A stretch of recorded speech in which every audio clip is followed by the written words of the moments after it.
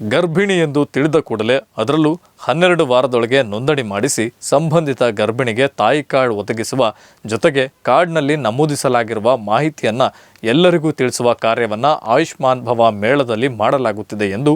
ಜಿಲ್ಲಾ ಆರೋಗ್ಯ ಮತ್ತು ಕುಟುಂಬ ಕಲ್ಯಾಣ ಅಧಿಕಾರಿ ಡಾಕ್ಟರ್ ವೈ ರಮೇಶ್ ಬಾಬು ತಿಳಿಸಿದರು.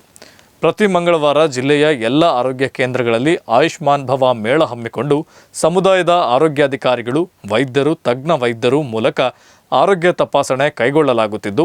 ಗರ್ಭಿಣಿ ಎಂದು ತಿಳಿದ ಕೂಡಲೇ ಗರ್ಭಿಣಿಯವರಿಗೆ ಸಕಾಲದಲ್ಲಿ ತಾಯಿ ಕಾರ್ಡ್ ಒದಗಿಸುವ ಮೂಲಕ ಅವರ ಆಧಾರ್ ಮತ್ತು ಬ್ಯಾಂಕ್ ಮಾಹಿತಿಯನ್ನು ಕ್ರೋಢೀಕರಿಸಿ ಹೆರಿಗೆ ಅಪೂರ್ವದಲ್ಲಿ ಸಿಗುವ ಎಲ್ಲ ಚುಚ್ಚುಮದ್ದುಗಳು ಕನಿಷ್ಠ 180 ಕಬ್ಬಿಣಾಂಶ ಮಾತ್ರೆಗಳು ಕೊಡಿಸುವ ಮೂಲಕ